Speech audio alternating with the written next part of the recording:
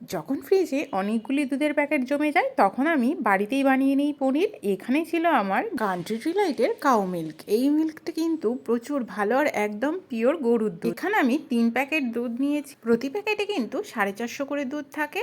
আর এই যে গুঁড়োটা, এটা হচ্ছে ছানা কাটা পাউডার। এই পাউডার আমি এখানে দুধের মধ্যে মিক্সড করে দিলাম 1.5 চামচ মতো। দুধ যখন ভালো করে ফুটে এসেছিলো তখনই দিয়েছি। দিয়ে 2 মিনিট মতো নাড়লেই পুরো ছানা কমপ্লিট হয়ে যাবে। ছানা আমার কাটা কমপ্লিট হয়ে গেছে। এখন আমি ছাঁকনিতে জলটা ছেঁকে নিলাম, নিয়ে একটা সাদা কাপড়ের মধ্যে ছানাটাকে নিয়ে বেশ ভালো করে পুঁটলিটাকে বেঁধে নিয়েছি। নিয়ে ওর মধ্যে ভারী একটা নোড়া চাপিয়ে দিলাম। জলটা অনেকটা ছিল, সেটা বেরিয়ে গেছে। এখন আমি থালার মধ্যে ছানাটা নিয়ে নিলাম।